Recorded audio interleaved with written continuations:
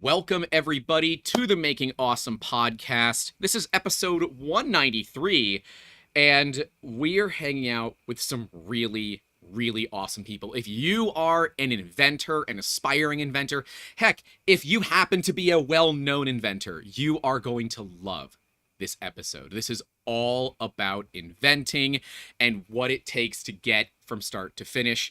We are joined by people that you might not know them, but you certainly know the product. We're joined by Phoebe and Richard here.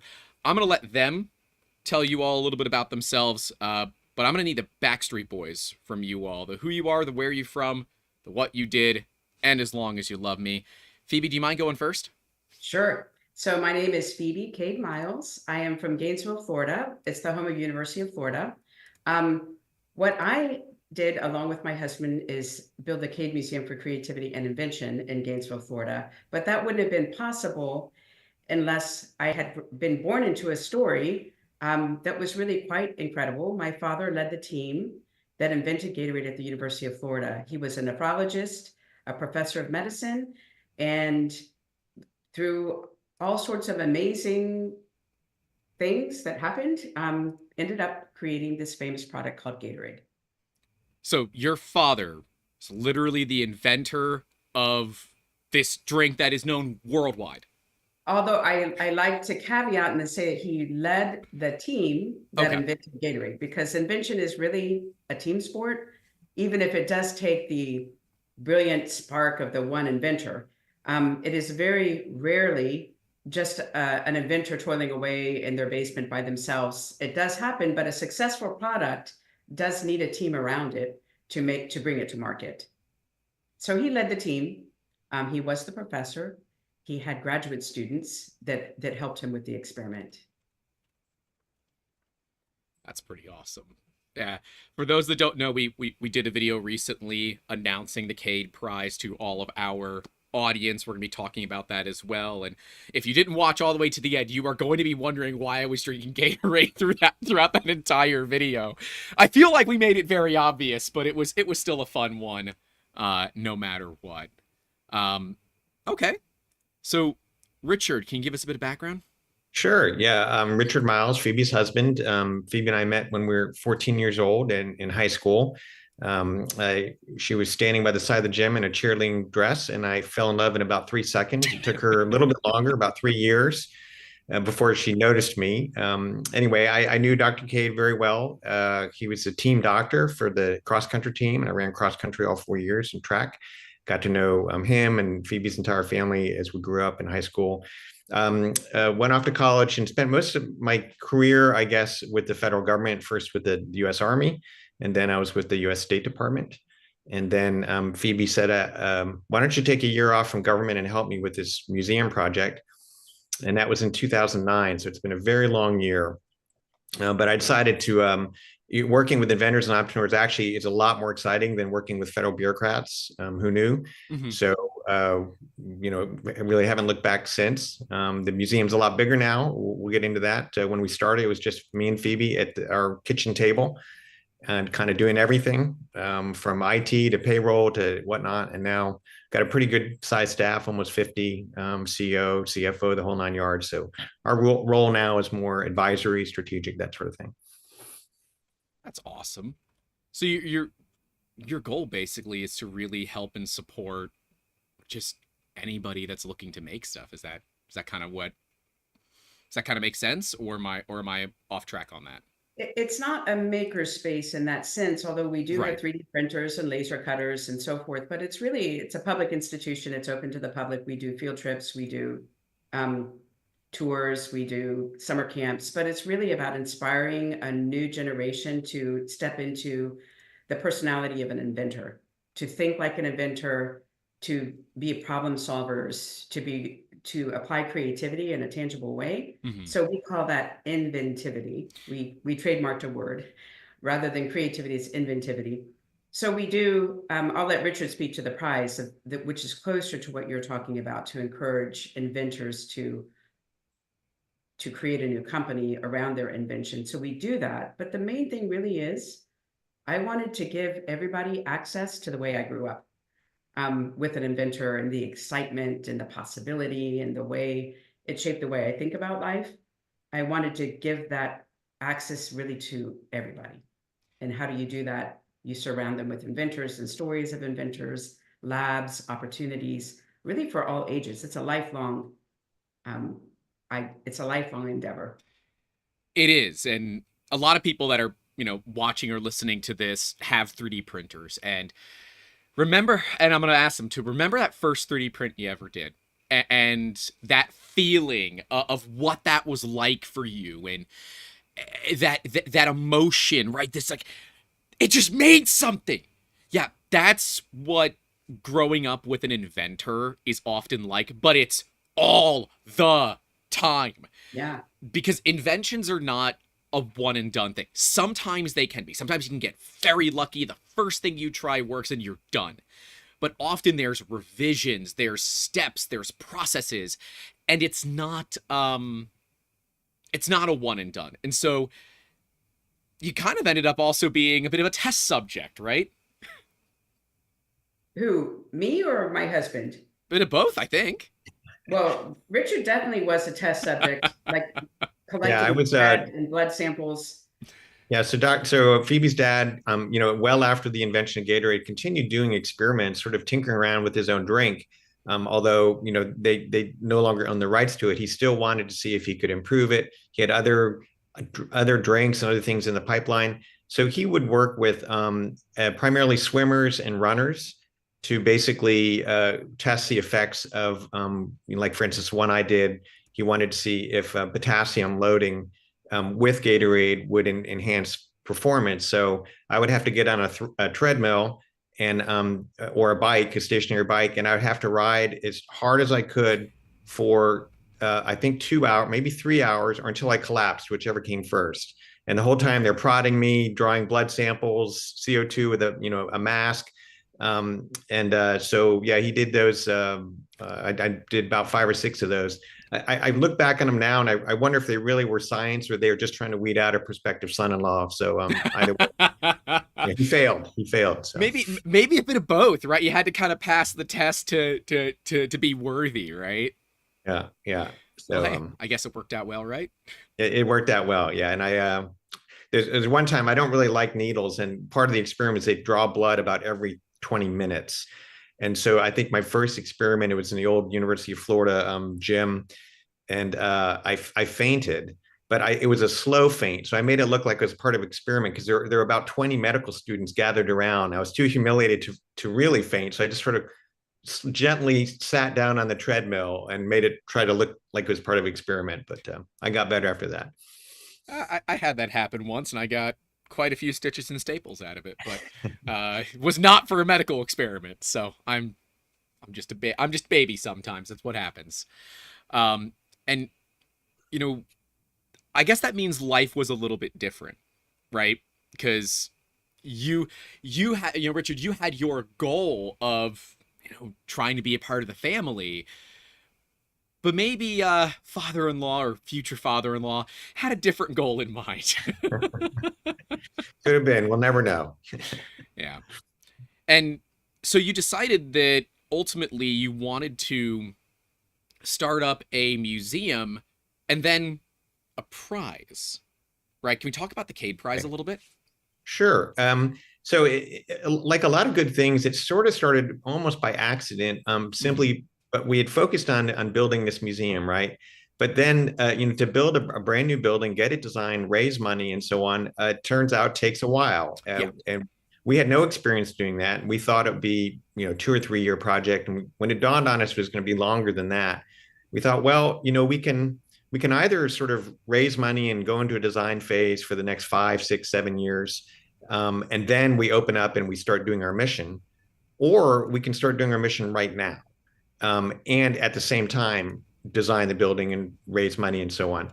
So we thought, like, well, we knew a guy from Chattanooga, and Chattanooga has this great prize. It's not for inventors, but it's sort of like a civic idea prize.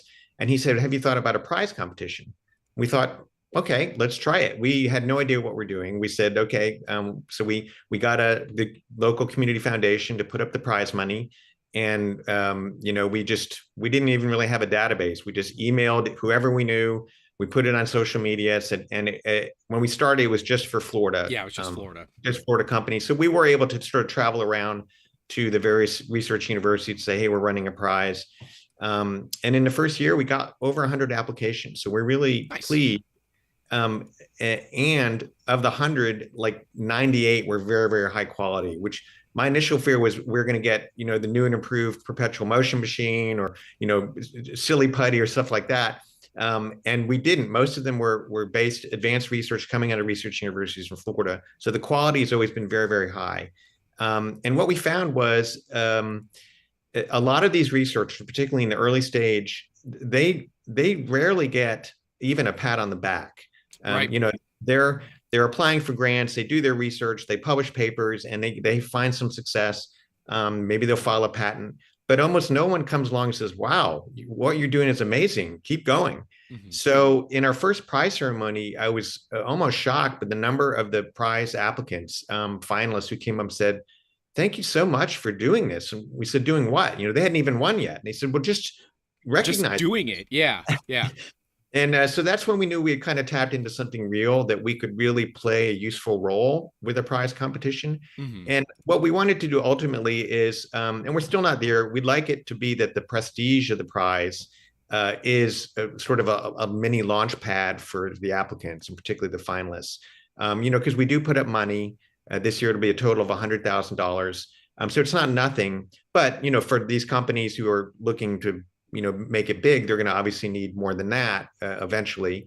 But we're hoping kickstart. It's a good kickstart. We can open doors to them, get them some publicity, maybe get them to the next milestone, whatever that is for that company. I think of it as just actually really building the launch pad for them to take off. It's very early stage. Yep. Encouraging people to take that step, have the courage to put yourself out there.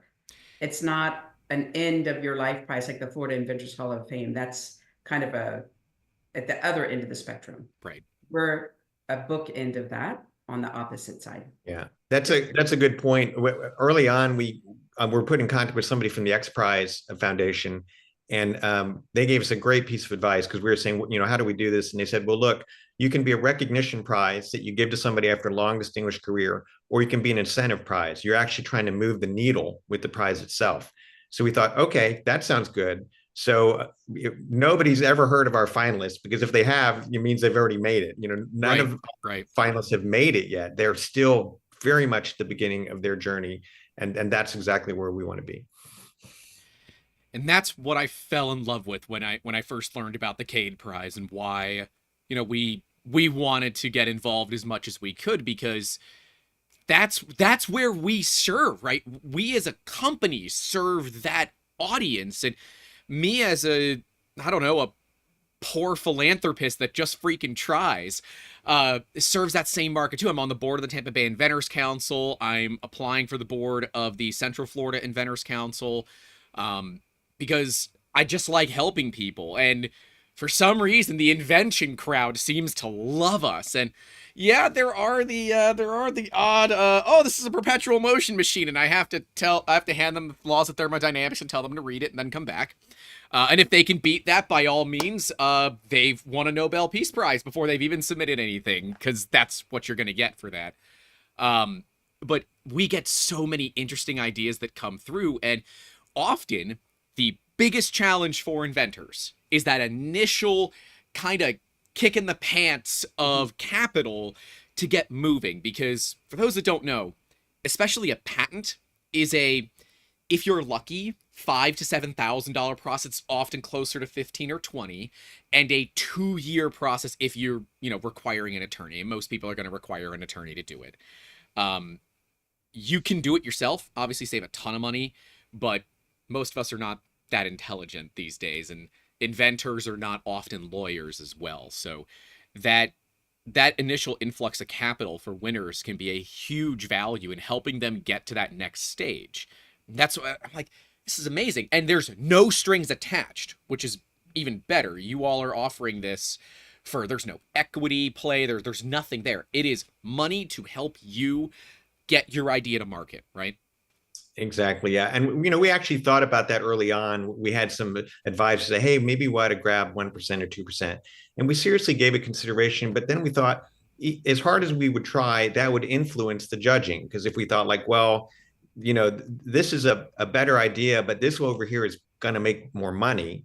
We thought, you know what, we'd just rather be disinterested, be able to tell our judges, we're not going to make any money from any of these companies. So let's award it to the one that, in the view of the judges, is the best idea with the most potential impact.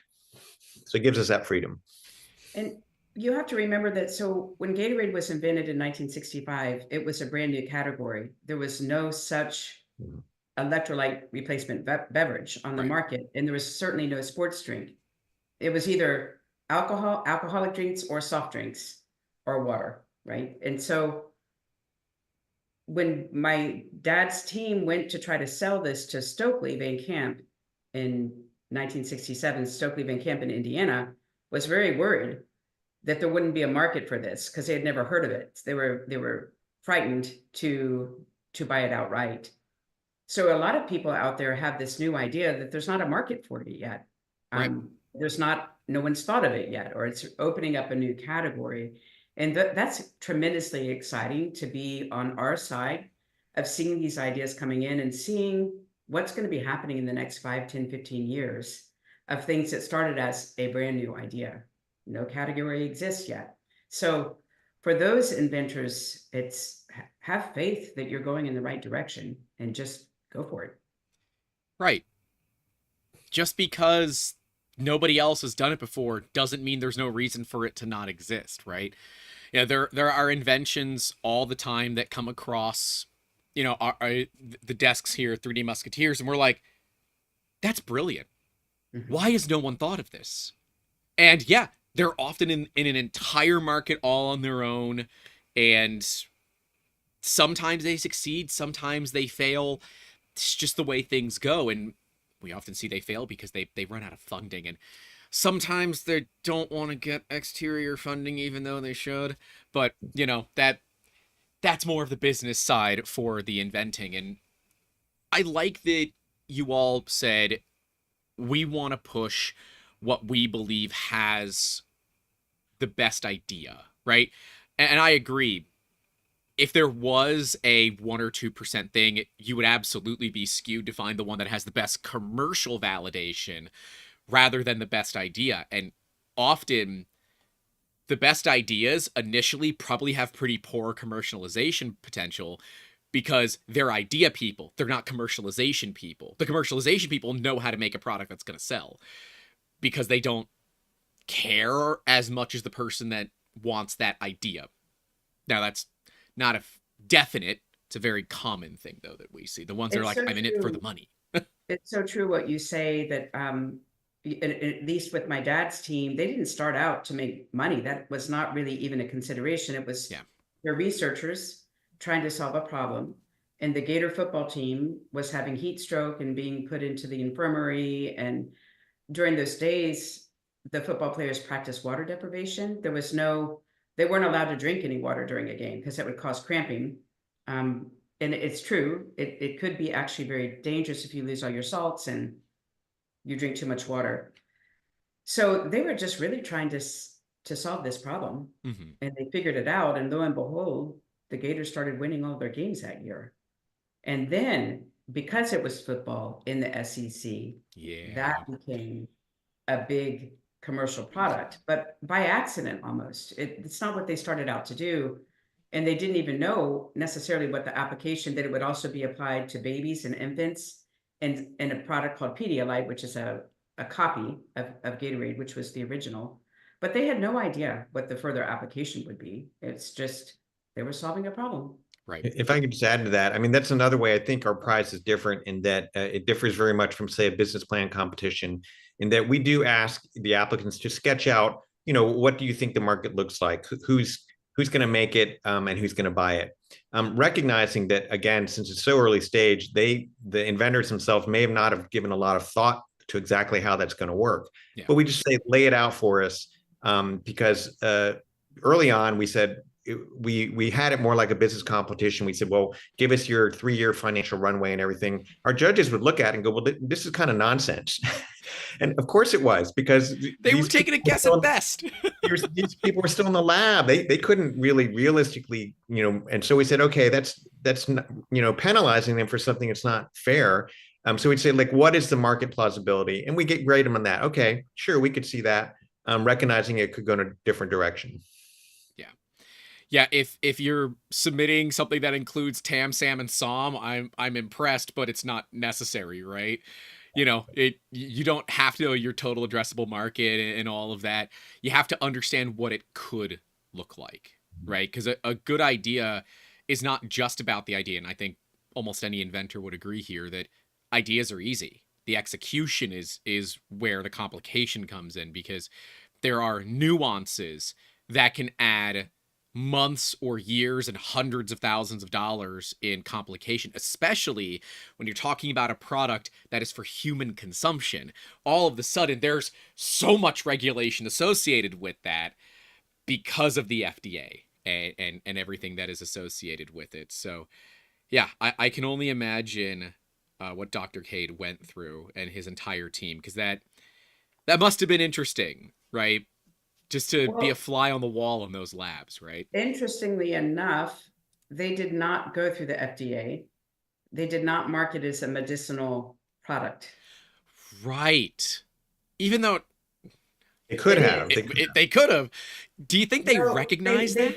They didn't, because this is exactly what you're talking about. The question was, it was already wildly popular among football teams, and then rapidly other athletic teams as well.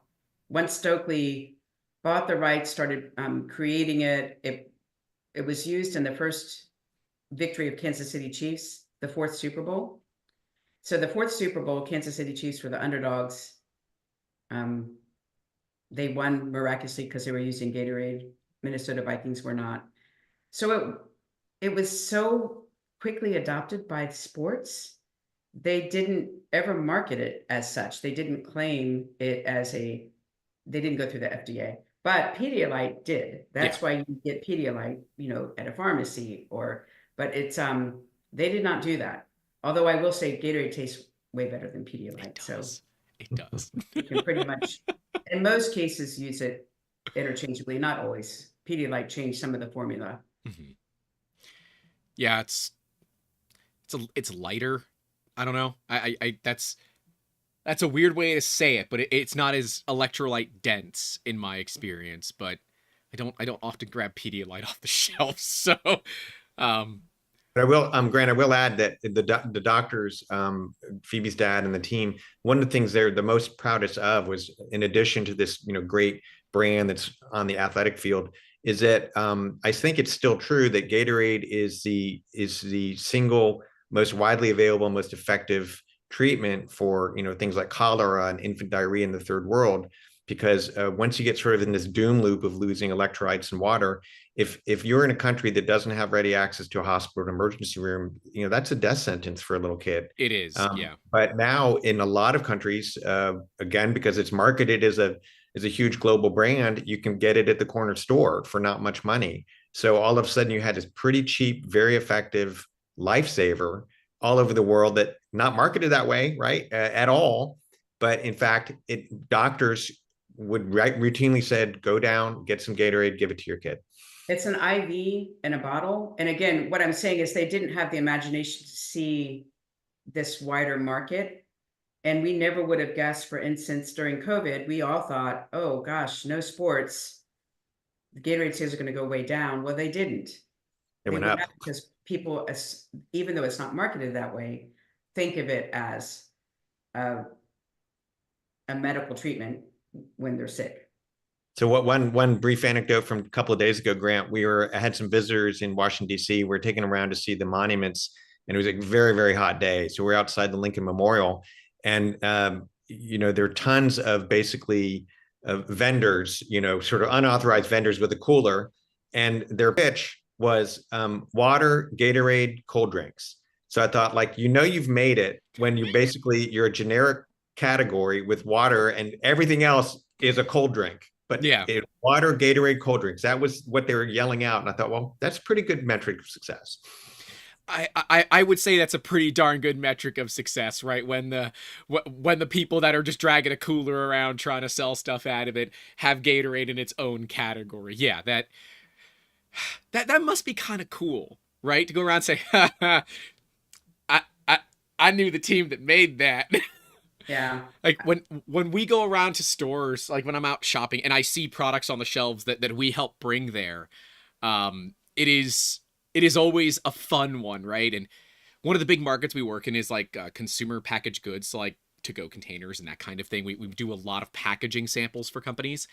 And like I can go out to restaurants and Amber's like, "You're not taking any food home. Why do you need boxes?" I said, "'Cause I need to understand how they made the box, right? I saw the box. The box was cool. I want a box so I can take it, so we can go, so I can learn." But then we go to restaurants where I know I designed their to-go containers. So I'm like, I just got to see it. It's my baby. Yeah. I don't make any money from it, right? The money that we made is done, right? We don't take percentages or anything like that. But it's always cool to see that product on the store shelf, right? And say, yep, we had a hand in that. It is so cool. And that's what the whole invention ecosystem is. It's truly an ecosystem. And it's the thing I love the most about what we do. It's just one chapter in a very long history of this invention ecosystem in the United States, which is really extraordinary. It's just we don't think it's extraordinary because we take it for granted that it's always been here. But it goes back to the very founding of our nation. It does. Actually, yeah, pretty much right. Yeah, real close to when we founded the nation. That's. I didn't think about how far back the system goes, but yeah, it goes quite a bit further back. The patent law was passed in 1790, and it was the third act signed into law in the new nation, 2 years before the post office. It's incredible. And it was also the most democratic because it didn't put gender or race restrictions. So if you didn't have the right to vote, say you're a woman or you're a Black American and you don't have the right to vote, you did have the right to invent and patent your invention, and they did. So it was like the most democratic of like unleash this creative potential across the nation and give them an incentive so they can create a company and build up an industrial base in America, because we were just an agricultural nation with no industry at all in 1790. Right. So that was the impetus behind, which is why it was supported by all political persuasions. Everybody supported that. There were no arguments really about the Patent Act. And George Washington signed it into law. He set an example of licensing patent number 3 as the first fully industrialized process in America. And you can see a replica of it at Mount Vernon. It's flour producing, taking grain and turning it into flour in one mechanical process. And he wanted to set an example. This is how it's supposed to work. I'm licensing it from the inventor. He gets money, and then I build it. And then there's more flour, there's more economic prosperity. So I think it's pretty fantastic that we have our founding fathers thought of invention as the core of our nation. Yeah, I mean I always love the history of the United States because basically founded on giving another country the middle finger and saying we're gonna go do it ourselves. Good luck. And we said, all right, let's take all the ways they're screwing it up, and let's do our best not to make those same mistakes. And inventions were one of those, right? So that in 1790, I want a lot of you to think about what else was going on, right? The country was just founded a couple of years prior. That shows, kind of where the base of Americans are. Now, I've got a hot take, and it's not the hot take that I sent you for an email, so I want to get your hot take on it. And yes, I'm going to blindside you with this. Shark Tank.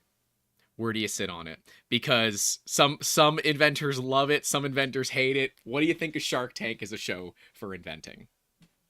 I'm going to let Richard handle that one.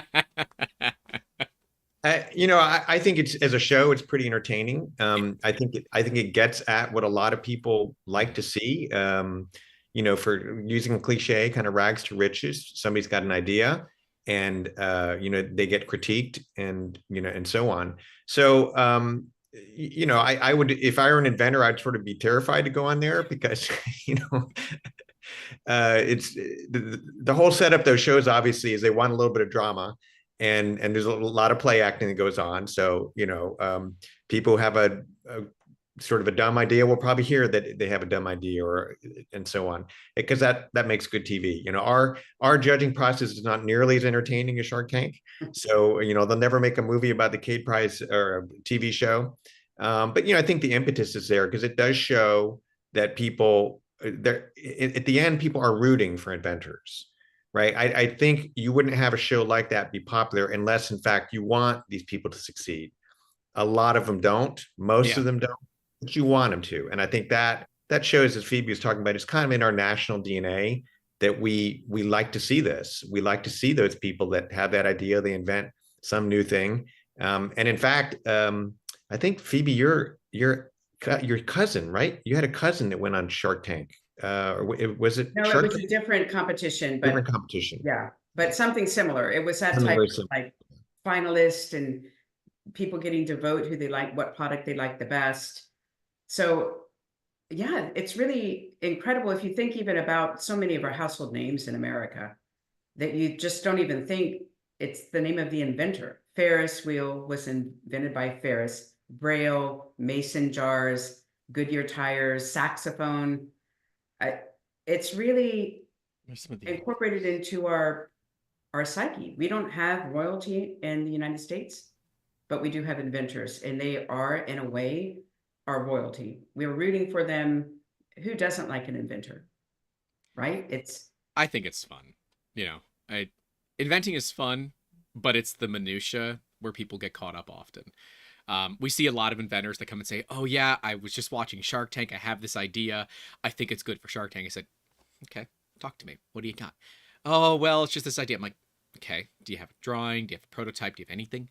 "Well, no, it's just an idea." I said, "Well, then I will tell you immediately, it's not good for Shark Tank because you have nothing to show with it, but it could be. Let's get to that point."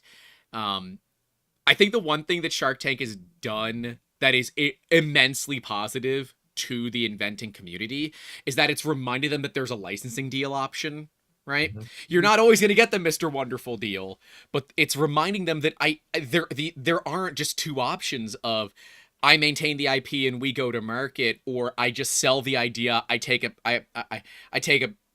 check and then I go buy an island somewhere or something, right? There's an option where the company will buy the rights, but at the same time, they're paying you a royalty for it. Right. Yeah. And the whole Gatorade story also fits into that story as well, because the doctors, there's a group of 6. My dad was actually in favor of just like producing it in the lab and shipping it out.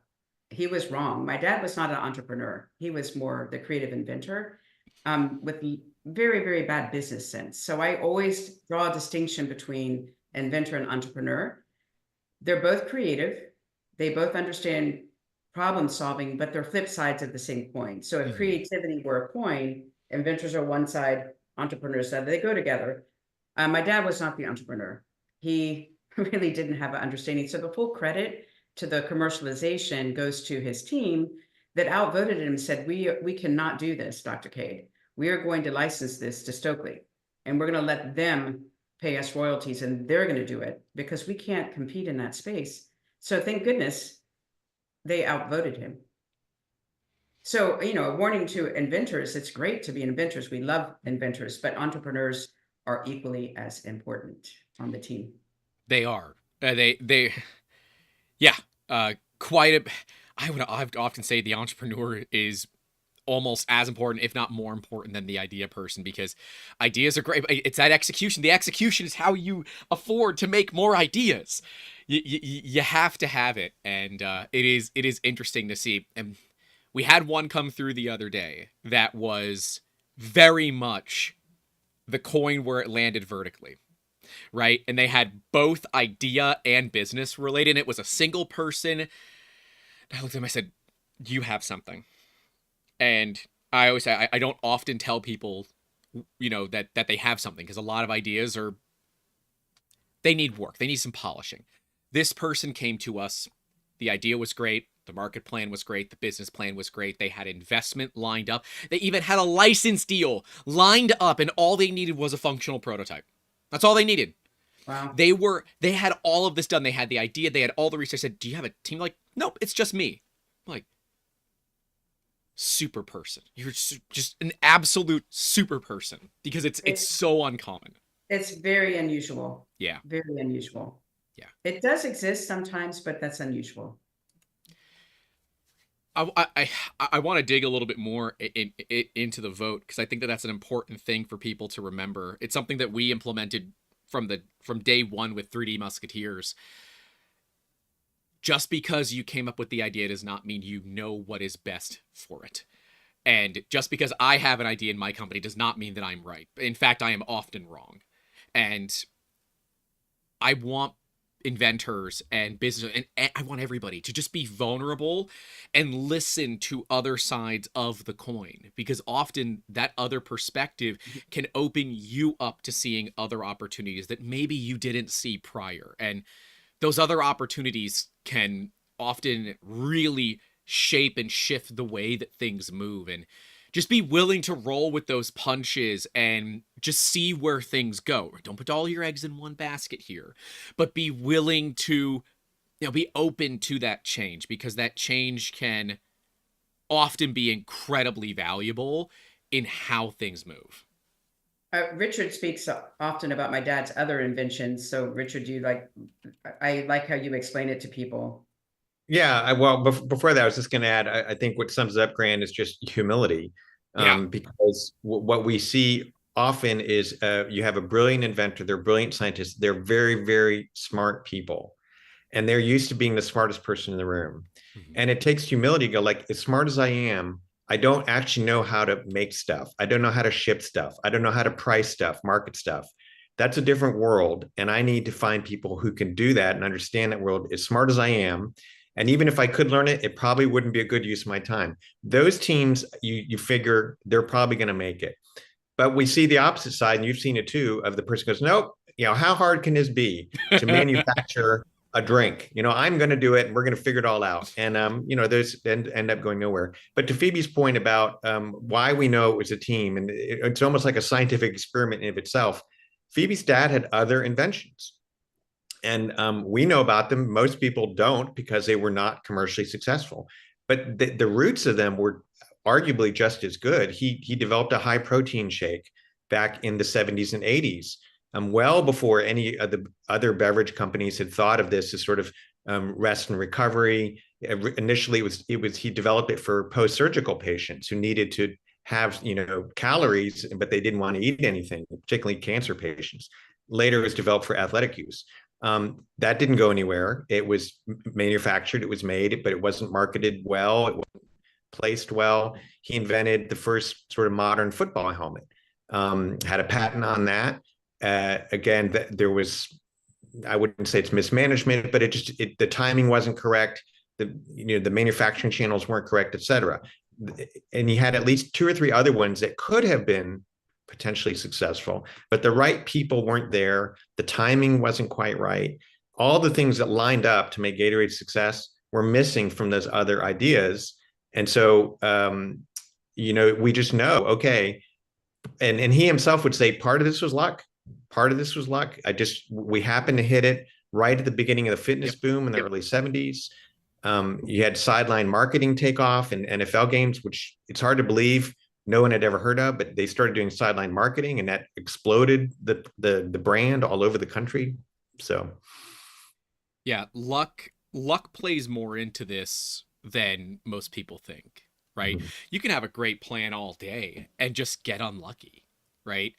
And having the right people by your side to go through this is often one of the biggest keys to success that most inventors don't see. We get a lot of inventors that are, I won't even talk to you until you sign an NDA. And I'm like, I'm not here to steal your idea.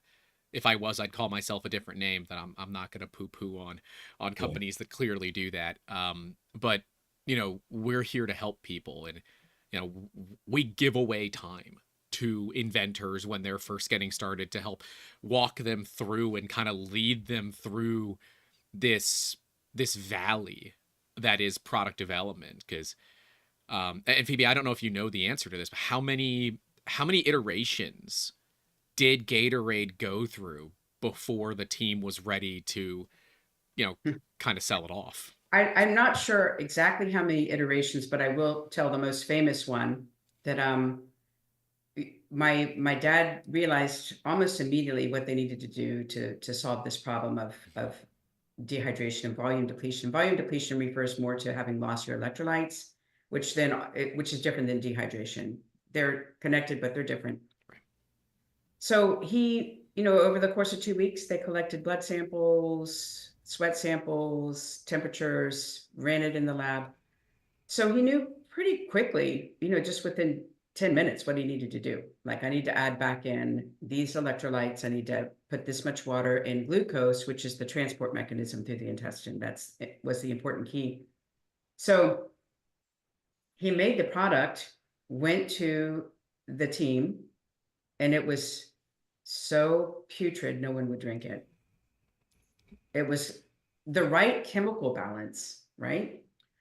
But they called it all. There's just like, there's no way, gag me, I can't drink it. So he went home that day, and he was kind of depressed because he's like, I know that this is going to help the Gators solve their problem, but they won't drink it because it tastes so bad. Think about drinking sweat. Yeah, I mean, electrolytes are going to be kind of salty, kind of bitter. Yeah, because it's what your sweat tastes like, because that's what you're sweating out for the most part. You're not going to want to drink this. Yeah. So he came home, and my mom, of all people, she's your typical housewife of the 50s and 60s, a fabulous cook, 6 kids. Dad comes in, they won't drink it, and she said, "Well, Bob, have you thought about adding lemon? Like, just squeeze lemon. That will cover up. I use it all the time. It covers up flavors. It can be more like lemonade." So they hand squeeze a lemon into the same product. So this is iteration number 2. Mm-hmm. They go back, and the freshman team, which were the ones that they were doing the test on, not the varsity, because the coach would not let them touch the varsity. So the freshman team said, okay, it's drinkable. It's still not delicious, but it's at least drinkable. So on the scrimmage that they had that was called the toilet bowl back then, the freshmen had never, ever won one of these scrimmages against the varsity. It was every Friday they would do this toilet bowl. And they ended up in the second half catching up to the varsity, then surpassing them and winning, just like in this huge upset, because they were hydrated and the varsity were not. So that's a statement. Version 2 that lasted really quite a long time. But Stokely, when they first tried the prototype, said, "This tastes awful. We can do better because we have flavor scientists." Mm-hmm. So they doctored the flavor. I think they added other sweeteners, and because glucose does not have any flavor. No, it's flavorless. Right. So they fooled around and made it actually taste pretty good. So at least 3, but there's been more iterations than that. But those are the most interesting 3 to me. So when we were filming the video, I did a couple of takes to get it all right, to get all the stuff right. And Amber, the better 3/4, like, "You're going to be well hydrated today." And she's an ICU nurse. And like that was the first thing in her head. Said, "So that's the first thing that comes to your mind when you think of Gator?" She's like, "Yeah, it's well hydrated." I'm like, okay, good to know. And like, she's right. And she is.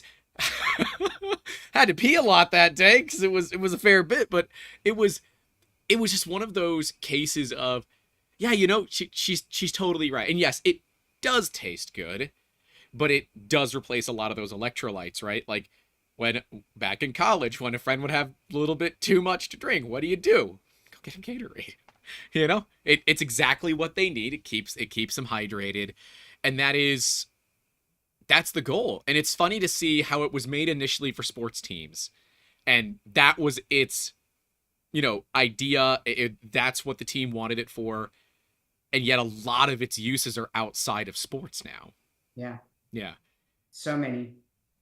Did the team understand any of those uses outside of the sports, or was everyone just focused on trying to get the Gators winning more?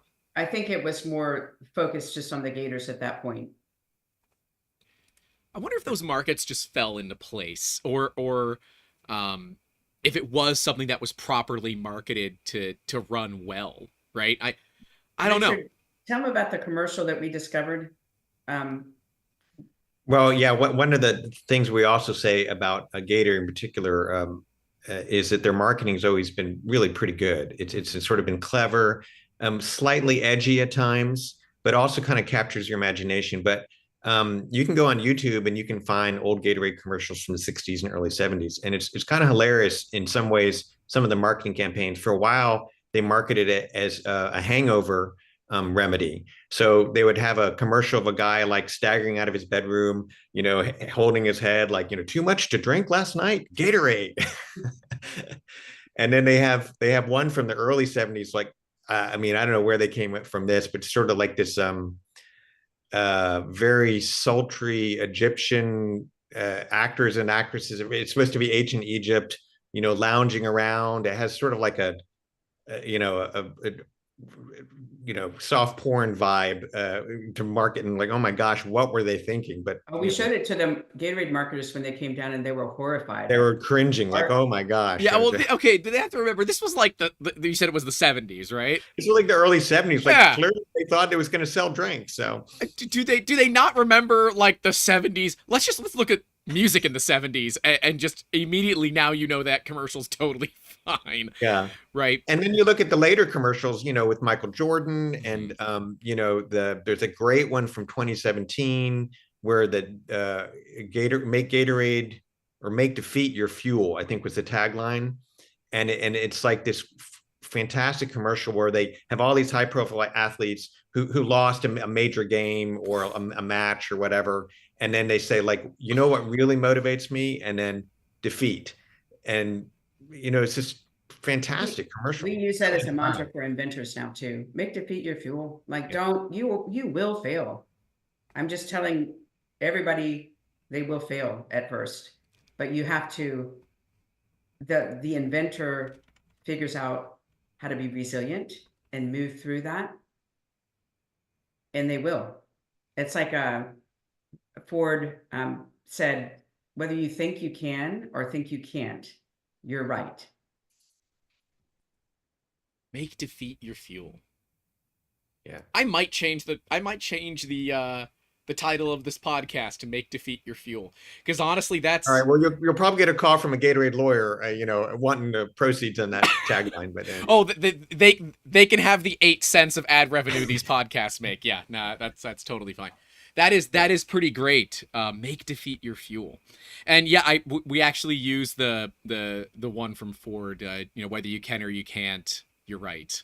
Right. I tell that to inventors all the time. And this is why when you ask, at the museum, what is our major purpose? It's really to spark that inventivity, right, for all. And the inventivity is thinking like an inventor. But when I really thought about the example of my father growing up with an inventor, meeting so many inventors through the Cade Prize and through the museum, it's that you have to be curious to go, ask questions. You have to be courageous to try to find a solution when there's no obvious solution. You have to be resilient when you fail, knowing that it can be just as important as success. And finally, the fourth one is we touched on before, this confident humility. Yeah. That there is a solution, but you may not have all of the solution. There's going to be somebody in your team, and that's the confident humility. And I feel like those 4 characteristics are so important, not just to individuals, but for our nation right now. I mean, there's a lot of anxiety, a lot of self-doubt, a lot of just worry. But if you worry about the future, and now with AI, what is the role of human creativity? That's when you have to put on that inventor hat, whether you're an inventor or not, and think like an inventor. Yep. Be curious, ask questions, be confident, be courageous, be resilient, and be with a dose of humility there, and then we will be fine. We have weathered so much in this nation, and inventors have always helped us get through. And I point to the Civil War. 10 years after the Civil War was the centennial celebration, where all of the world for the first time looked at the United States and the inventors. You had Westinghouse air brake, you had Singer sewing machine, you had Heinz ketchup was first debuted then, and people going, oh my goodness, this startup nation has become the technological powerhouse of the world. Why? Because ordinary people did extraordinary things. I would love to see another World's Fair, right? And so a lot of the great inventions that we all know and use today come out of the World's Fair. And there were multiples of them, obviously, but you know, just to be around inventors like that again. You know, imagine just being around with Nikola Tesla and Thomas Edison, just not in the same room, because I feel like that would just be rough. Yeah, and Thomas Edison might be a bit of a dirty patent thief. We're not going to get too deep into that one. But he's credited with so many things, and Tesla should be credited with more. I'm a Tesla fanboy, not the cars, the guy. I am too, but Tesla didn't have the team around him. That's correct. He had a pigeon, which is a little bit weird, and we try not to talk about it. Yeah. But Edison he invented the first modern laboratory. He did. It had a whole team of product testers and developers, and it was really, that's why I believe he was ultimately more successful.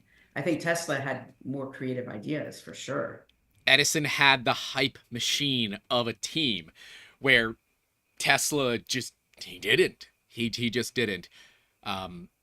I will say, interestingly, we were in Prague in December visiting a 3D printer manufacturer, actually the ones that are behind me, Prusa, and Prague is huge for Tesla. There's so many monuments and little hidden gems for Tesla radio and that kind of stuff all over the city, which is super cool for me. And we had a tour guide that was taking us through, who was a staff member at Prusa, who loves the channel. So hi, Tommy, if you're watching, thanks again, dude. I hope to see you again in December. But yeah, that was a lot of fun.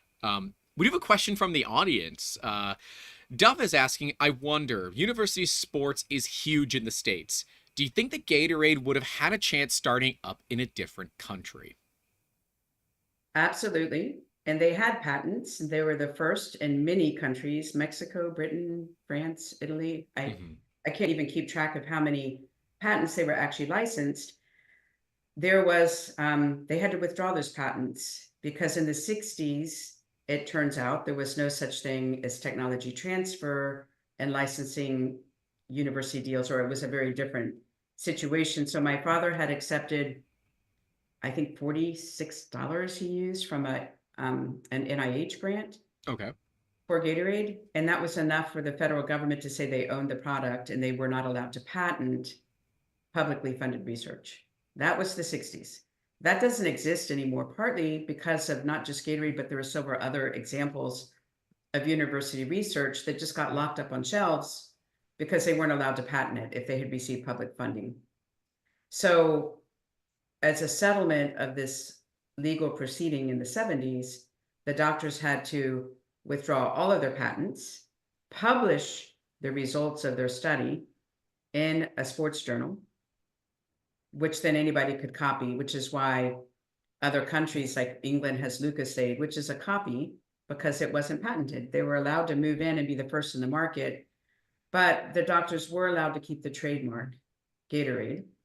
And because that had already been sold to Stokely and they owned those rights. So it was kind of, and the doctors were allowed to keep that and the proceeds from that. However, they did arbitrate that the University of Florida, rather than taking all of it, would get a portion that was used for medical research. So that was provided a template. Yeah. For technology transfer across the nation. And then 8 years after the settlement, in fact, Bayh-Dole was passed legislation. It became a new updated patent law allowing universities and their researchers to patent and own publicly funded research. Yeah, I can't imagine what that would have been like. That it seems like those were some difficult times for the entire team of just like, we put in all this work and you're gonna take it all away from us.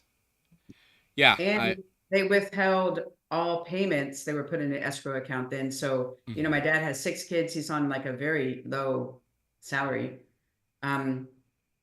We had just bought our first couch. We never owned a couch with 6 kids.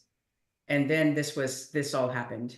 So there were times when our family, and I remember picking up Coke bottles from the side of the road because you could get a 5 cent 5 cents. because it was really, well, then there were all the legal fees because they had to pay the legal fees. The Up doctors. front generally. Yeah, it was a really rough time. But I'm so proud to have been, that the story is part of what led to this change of what we see now. So in 1980, we had this huge economic growth. A lot of that is from unleashing the creative potential from these researchers at universities. That we, again, most people don't look at it that way, but it was passed in Carter's lame duck session, like in December, bipartisan. And then Reagan comes in and all of these patents and companies are pushed out, which was extraordinary. Remember in the 70s, we were in a economic slump. Everyone's saying Japan is taking over. I mean, we're not going to be able to keep up. Well, the 80s was a different paradigm. It was.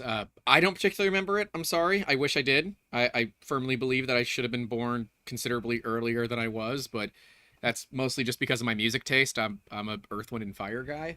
My dad raised me right. Okay. All right. There we go. Yeah. But yeah, the economic, what a roller coaster, right? Those, yeah, because the boom of the 80s with patents and businesses made the US a powerhouse at that point, because everybody's like, oh, wait a minute, we can get protection here. We have rights here that we don't have elsewhere. And so a lot of companies brought things into the States rather than move them out. That was a great question from the audience. That's really which good. is funny because Duff is not an American. He's Canadian. So we have people watching from all over the world, which is always a fun one. And actually, the current back and forth in there is that it might have even done better because of how popular soccer is, which is football outside of the States, that it's so unilaterally a sport across every country that it might have been easier as a marketing thing, because it would have been instantly adopted as soon as it was found out to be as good as it was. And then John Stern was talking about Lucozade, which came out in 1927 as Glucosade, and it was invented by a doctor in Newcastle, England, but it's not a copy of Gatorade, and they're not really the same thing. It's a glucose drink. I can't imagine that tastes very good if it's just glucose-based. But yeah. And John goes on to say that the original intent of the patent system was both to protect inventors and to encourage sharing for public good. The latter gets forgotten as there was no money being made from that. Yep. And that's fair, right? Part of a patent is a public disclosure. Right. You have to publicly disclose. And it's why companies like Coca-Cola have opted to trade secret, which is the other option, which is just no one say anything, okay? We keep this between us girls, and we're good. And as long as everyone follows those rules, you're good. But if Coca-Cola was to go and patent their recipe, every single other brand that is in that soft drink business would attempt to get as close as they could without getting sued. Right. Yeah. Life is a little bit different with the patent system here, and certainly it's nice to see that there's public good that you all are doing with, everything regarding, the patent system. And now you're living in D.C. You're what is your official title with the Florida Inventors? I'm just on the advisory board of the Florida Inventors Okay. Hall of Fame. My father was inducted in their first class. Mm-hmm. That's pretty cool. I think a lot of inventors in Florida, they hope to get into there. We know a couple, and we've actually helped with some of their ideas, which is always fun. But yeah, the Florida Inventor Hall of Fame is kind of a big one. Is that partially because of your father? The Florida no? Inventor Hall of Fame? Yeah. No, Florida Inventor Hall of Fame was Paul Sandberg, who was a professor and an inventor at University of South Florida in Tampa. Really just, he noticed independently from me, but I had noticed at the same time when I went to the National Inventors Hall of Fame, there were no Floridians inducted because we didn't really have a process for like valuing our inventors. We actually have a lot of inventions coming out of of Florida in general, but people don't think of Florida as an invention state. No. So he thought, I'm going to change this and I'm going to create a Florida Inventors Hall of Fame and then really try to start submitting applications and nominees to the national platform just to raise the profile. So that was his idea. And my dad was in the first class along with Edison, which is kind of cool.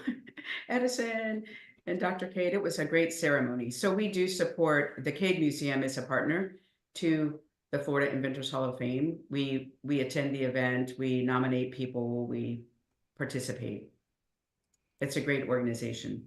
See, now if we could just change the rhetoric of what Florida Man is, right? So could it be Florida Inventor? Well, I have an idea, and yeah, I really want to do a Florida Man Invents. Okay, but like, how unhinged are these inventions? Like, do we go on, let's just go into Florida Man and just make it completely unhinged? Or do we actually go with, like, real inventions that are coming out of Florida? The latter. Okay, because, like, I could certainly see a Florida Man invents and it's, like, a saddle for alligators, right? I could certainly see it as a Florida Man invents. Yeah. That's true. You know what? I would absolutely do everything that we can to help make that a thing. Because I'm totally down for it. We're going to let you test the prototype for that one, Grant. So the saddle for alligators. Let us know how it goes. So.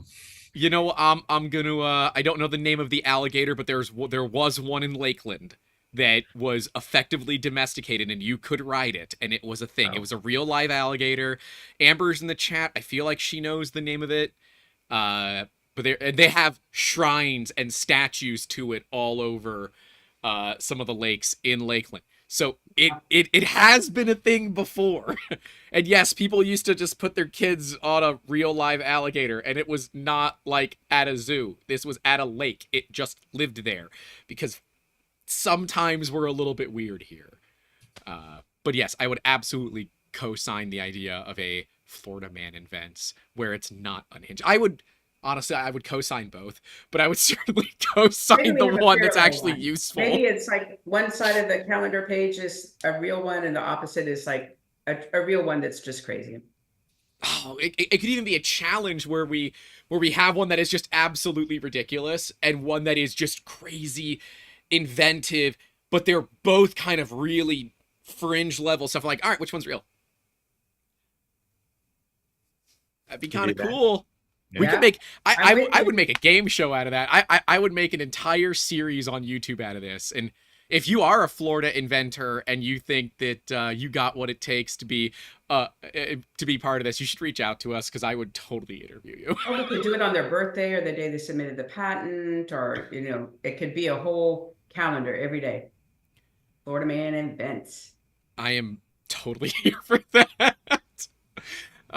That would be a lot of fun, and the branding just sells itself, right? Yeah. The branding of Florida Man Invents would sell itself. How many ideas would be weird that would come into this? But like ideas for inventions can often be a little bit odd. We had the guy, what the heck was his name? Now I gotta find his name. That makes the game show What Is This Thing? It's a game show. Let me see if I can pull it up because that That would be pretty awesome because he showed us a bunch of inventions that you have no idea what they do. You look at it and you're like, what does this do? And one of them was a device to tell you where the roll of tape started. So like if you let go of the tape and it's clear packing tape so you can't see it, you can ride this thing around it and it will light up when it finds the edge. Like, oh wow, I can use that. Very specific product, right? I gotta have him on the show. Let me get his name because now it's gonna bother me if I don't have his name. But yeah, there are certainly some interesting inventors. Let me see. Steve Goldberg, gadget guy Steve Goldberg, and he was on the board of UIA for 3 years, and he has a game show called What the Heck Is That? I had the name wrong, but yeah. I saw one invention that never went anywhere. We were collecting crazy inventions once to do an exhibit at the museum of like things that did not take off, and one was pajamas for babies that could crawl under the bed and dust at the same time. Like imagine the baby crawling and like picking up all the dust. And it was like, oh my God. I would think Child Social Services would ask you about that. That is a terrible invention. But like you would want the baby to dust the floor, not the underside of the bed, right? You want the the floor, yeah, but crawling where there's dust, you know how babies crawl. But it was like it would attract, and then you could take it off, and it was like pajamas that dusted at the same time. I mean, there's some crazy stuff out there. So in that category, Grant, so one of the things that Dr. Cade also had a patent on was something called the clean streamer straight streamer. And this enabled, I won't go into the details of exactly how it works, but let's just say in theory, it allows women to pee standing up. Okay. So surprisingly, didn't do as well as Gatorade, but there you go. So well, no, what it should have been is somebody else took that idea and it's called You Go Girl, where they keep camping in the woods. But what he did, it was for catching clean catch urines, right, that would not be contaminated. Makes sense. So it wrong market. Wrong market. Right. Stick with the electrolyte replacement beverages. Yeah, right. We talked a while back with Ken Johnson, the inventor of Phase 10, the second best-selling card game on the planet, only outsold by Uno. And he talks about how that was his first ever invention, what was Phase 10. Everything after that was an absolute flop. He was not successful on any of it. He's like, thank God I got successful on the first one, because I probably would have lost a lot of that passion, because it does get very expensive to continually fail. Mm-hmm. And apparently lost Phase 10 last week, so. Oh yeah? I lost. Yeah. And apparently John Stern, his father, was an inventor. He invented the plasma etcher, and we wouldn't have silicon chips without it and much else. His company tried to keep it a trade secret and didn't patent it. Big mistake. The company did have the same with Charles Cow's invention of fiber optic. They tried to keep it secret, leading to Corning patenting it in the US. So, yeah, sometimes trade secrets can be a little bit rough, because if someone beats you to the punch, it is first to file in the United States. It is first to file. And these whole mail yourself a copy, that doesn't work. Stop it. There's no... I don't know where that caught on, the poor man's patent. Where did that ever catch on? Mail yourself a copy, who knows? Yeah, because they say, oh yeah, if you send it certified or registered or whatever it is, and you never open it, you can use that to show that you were the first one to come up with the idea. I have never found case law where that ever held up. And we looked. And I am actively trying to keep people from doing, like, no, you got to get your provisional. If you want to, you don't have to. Then you go file your full patent. But the idea is to get these ideas out there. So it brings up an interesting point, though. When we talk about Gatorade and we're talking about patenting, we always are, quick to point out that since Gatorade didn't have a patent, what became valuable was the trademark. Yes. And because they're first to market, the trademark actually is what generated the profits and the revenue, and what Pepsi bought from Quaker Oats. There's no patent involved. So it just shows you that if you are lucky enough to be the first in a white space, the first in the category, and you get a good market lead, because it wasn't really until like the late 70s, I think, that Coke even started, or other competitor drinks tried to make a serious push to dethrone Gatorade, but by then it was too late. Yeah. So it's really just 8-9 year market lead, and they still to this day have, I want to say, almost 70% of the market. So it's pretty incredible for after 50 or close to 60 years. Ken talked about that as well. He said the value in phase 10, it's the trademark, because the trademark it's out 70 years after the inventor passes, I believe. I could be wrong on that. Obviously that's been changed throughout the years, and it's why finally Steamboat Willie just entered public domain after all those years. But he said, yeah, that's the only reason that, phase 10 for me as an inventor is still successful, because the patent would have ran out years ago. He said that's actually a big mistake that the inventor of Uno made, is that they didn't trademark the name, and they didn't build a brand around that trademark. So when they sold the patent after the patent expired, that's it. Too bad. You get nothing else after that. There's no contractual obligations because it's out there. And Duff is pointing out Xerox, Kleenex, Molex, brand names that we know, even though we might not buy the brand name themselves. That's right. Yeah. But buy Gatorade. Yeah. I prefer it personally. They don't pay me to say that. I don't keep it in the house because I would drink it way too much, and I don't move. I'm not an athlete. But certainly when I was an athlete, it was my drink of choice. I am no longer an athlete. Life changes, basically. Oh, and it was copyright. I was wrong. It was copyright for Steamboat Willie. Steamboat Willie, yeah. Because it's a nice thing about doing live shows. I get corrected in the chat, and they can make it so I am correct. And they extended the hell out of it, apparently. Catastrophe says, I hired a patent lawyer for $6,000. It got denied with the claim that prior art, which was nothing like my invention. The lawyer said we could appeal, but it would cost me more and more. That's correct. Yeah, that is a very common thing to get denied the first time. You just have to resubmit. In fact, pretty much every patent attorney that we've had on has said the same thing. You're just going to get denied the first time. Just resubmit it. Instantly just resubmit it. And yeah, it could be a very, very financially taxing endeavor. But once you get that patent, it's yours. And there's a lot of value there. So back to the museum real quick, because that was one that I've never visited. I want to visit. It's a 2-hour drive or so north, so we will be going up there. And I think we're going to be doing some filming, which should be a lot of fun. But why the museum? I'm curious.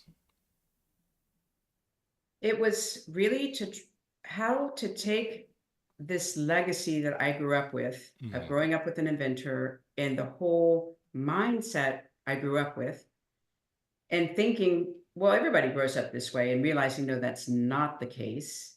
And how do we open up an institution that just is in that space that I love so much, inspiring other people to be a part of this invention community, and then to think of themselves as inventors. It's really to give everybody access to what I grew up with as a kid.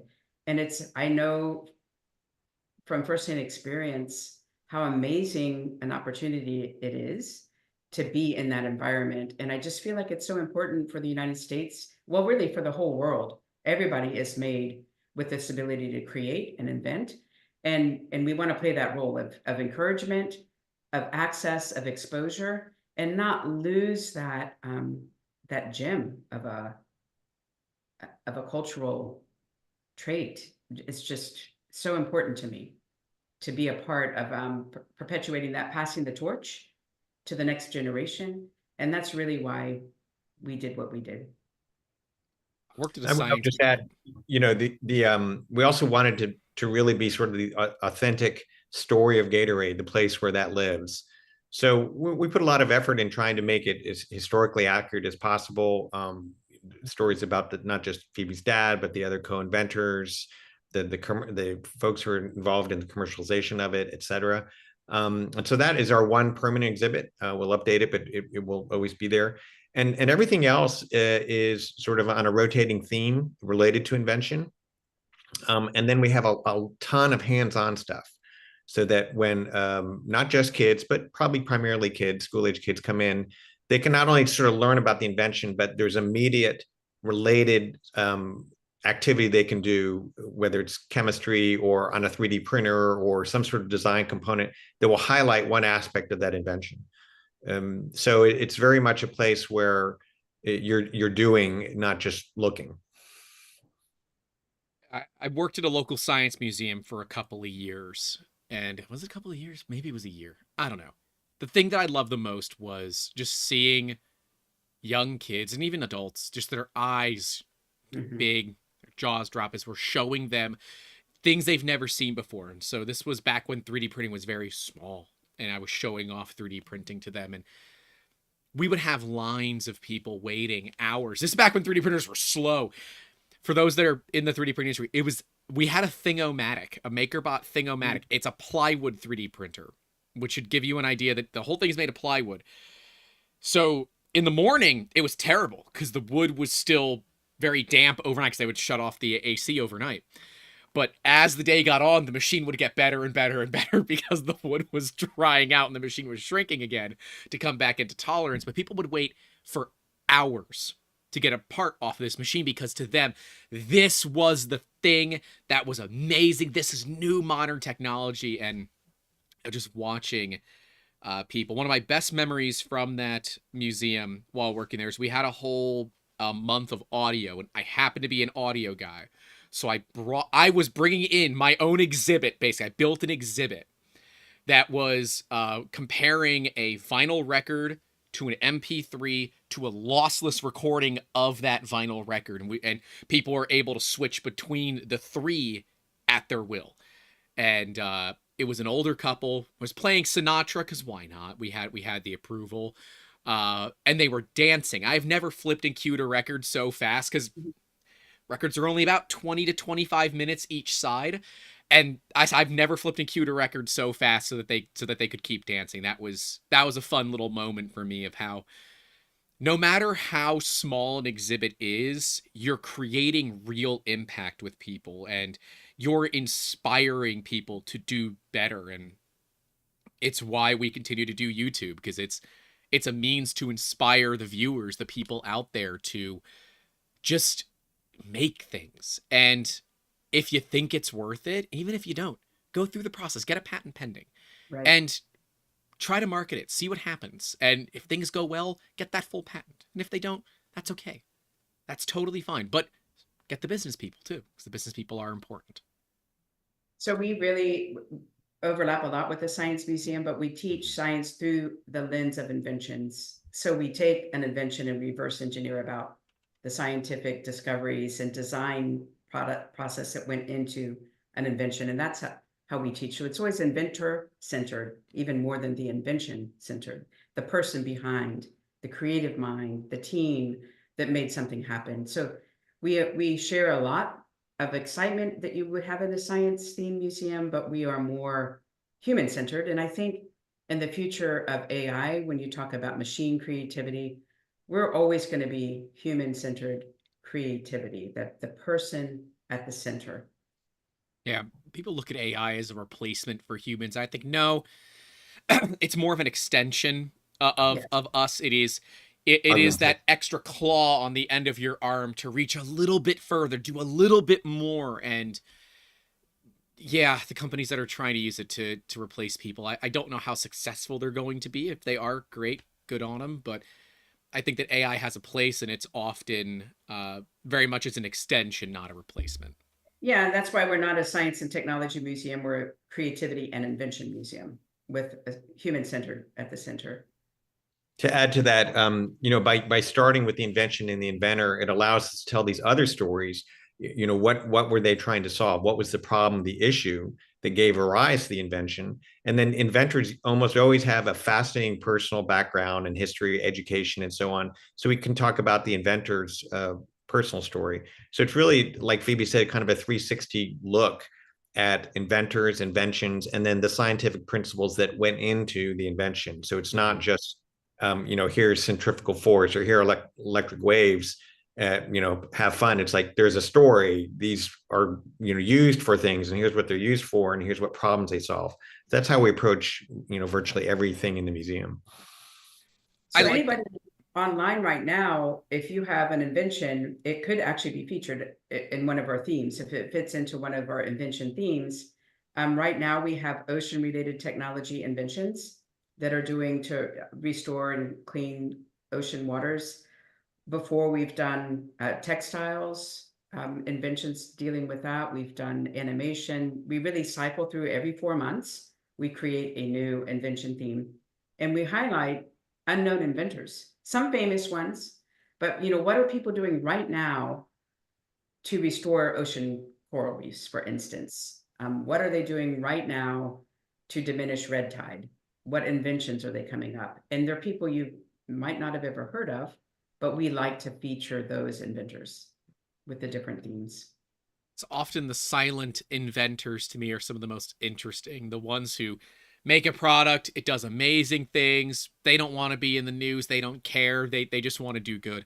They're some of the most interesting people because they're so altruistic, and they don't want the fame. They don't want anything. They just want to do good. I'm like, yeah, that's super cool. The money is great. A lot of people are trying to invent for the money, but inventing for the greater good is like, I love everything about it. I love everything about it. And so then the prize, right? The Cade Prize, that sparked relatively recently. It's on year 15, right? This should be year 15 if I'm correct. Year 15, right? This is only the second year that it's a national prize. So up until then, it was Florida, and we did add in Alabama and Georgia a few years ago, and then we decided let's just go for the entire country. And we have also slightly altered the structure in that we've now created subcategories so that we have a Cade Prize for agriculture. We have a Cade Prize for healthcare, Cade Prize for IT, and a wildcard category. Mm-hmm. And so we have those sub-winners, and then those sub-winners, one of them will get an additional grand prize of $50,000. So the category winners get $10,000, the grand prize $50,000. And application window is still open. So another 2 weeks, July 15th, cadeprize.org. So I encourage any of your listeners, or if you have inventor friends or so on, go ahead and submit. We've made it deliberately pretty easy to fill out the application. It's really only a handful of principal questions. What's your problem? 250 words. What's your solution, and how is it better than other existing solutions? And, again, like I mentioned before, what's the market potential? Describe for us what you think the market looks like. Everything else, just sort of, contact data. You can attach as many supporting documents as you want, videos, data sets, whatever, spreadsheets. That's fine. And then we award the prize in September, end of September. And we will be there. So that's going to be a lot of fun. We're going to be coming up for that. Trying to participate any way that we can. And as we said in our video, the marketing goes out for it on Monday, or if you're listening audio only, the marketing for it went out a week ago. But we are going to be donating a bunch of our time to the winners. And the goal there is to help them with whatever they need. If they need 3D printing, great. If they need product development, great. If they just need consulting, or they need a door open, whatever it is, we want to help them, because ultimately these inventions are going to be the next things here in the world, and we want to do everything that we can to help them succeed. The other thing we're going to do, just one more thing, Phoebe. The other thing we're doing differently that we're very excited about is we've tinkered with the ceremony format, in that in previous years we've had actually two separate events. We have sort of a finalist event where it's been everything from the top 15 to the top 21 teams. And, they get to do pitches and sort of exhibits. And then we bring everyone back, or, we have another event sort of like 3 weeks later to focus on the top four. This year, we're doing like one and done. So basically, all of those 15 finalists will get there. No one will know at that point who the category winners or the final winner is. And they'll all have an opportunity, or they will be selected sort of by a lottery to give a pitch. So not all of them will give a pitch, but they have to be prepared. And then we'll announce the winners that same day. So it'll be very fast paced, but we think very exciting because everyone will at least enter the door having an equal chance to walk out as one of the winners. I'm excited. I'm excited to see it. I'm excited to. I think judging is going to be difficult. I think there's going to be a lot of great ideas that come through, and we've had a bunch of people already since we put that video live reach out to just have some questions answered, and people that a couple of them are like, oh yeah, let's book some time. Then oh no, it's not worth it. And I got back to him saying, no, stop it. Every idea has value. Keep going on it. Don't just give up on it because you don't think it's $1 billion idea. Who cares? If your idea can change the world or your idea can make something even a little bit better, it's worth seeing to the end. Yes, I get it. It's not cheap. I get that all of that becomes complicated, but especially if you already know how to use a 3D printer, you've gotten a fair bit of your prototyping stuff already taken care of for you, right? And you can easily get a design. Heck, I saw one just before we started. That's a 3D printed prototype that solves a really unique problem. This is cool. I like it. And I'm excited to see all the ingenuity that comes out of that space, because I think there's going to be a lot of it. We're so excited that you're going to be joining us on that day, and so grateful for your contribution. It's going to be amazing this year. The best ever, I think. That's what we always try to do. We try to make things better as we can every single time, right? So those that are watching probably know, but I shaved my head in December, and we raised a bunch. We raised over $6,000 for charity. This year we committed to $10,000. So we got to come up with something crazier than shaving my head. or some other way. I think the big push for me is to make this organization a nonprofit here in the States. They're based in the UK. But I have a background in fundraising. So like if I can get them to be a 501c3 here in the States, raising 10 grand is not that difficult. But raising 10 grand when it's not a nonprofit here in the States is very difficult, because it's not right. There's no tax benefit to it. So companies are like, so I'm just giving you money for a charity that I can't even get a tax benefit for.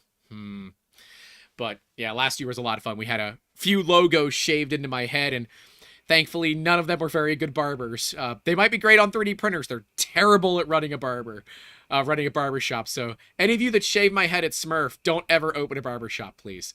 I love you all, but you're not great barbers.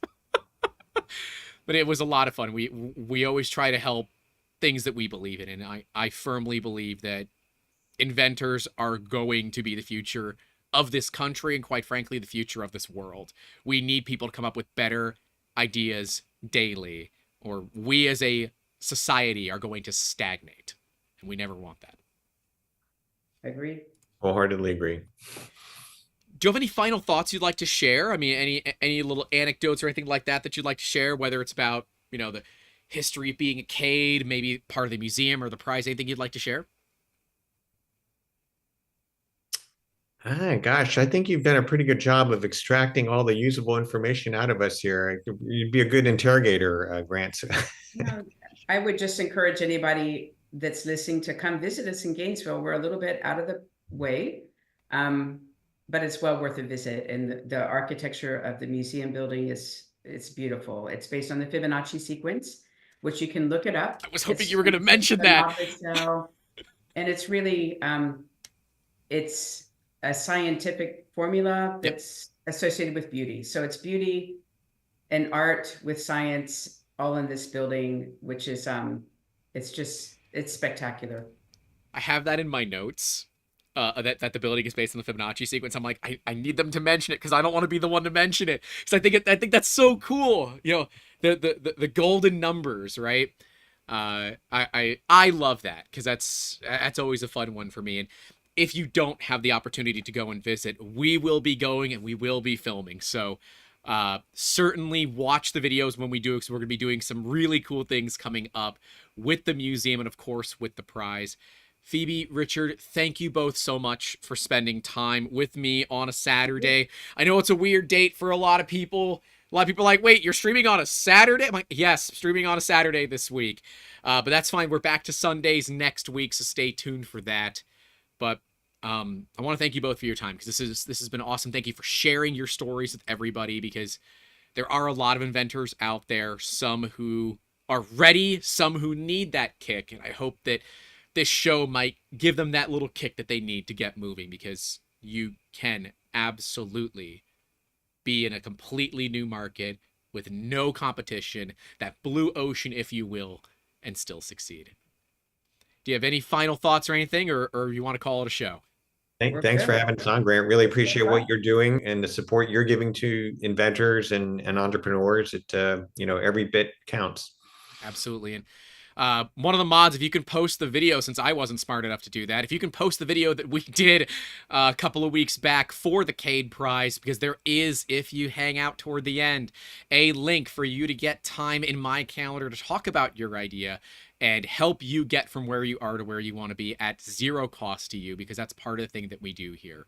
But that is all we have for you all today. Don't forget to leave a like, subscribe, and all those things that you should do to help out those creators. Support us where you believe that you would like to. A couple of bucks a month goes helping out that creator fund, making awesome content like this. Thank you all for coming out.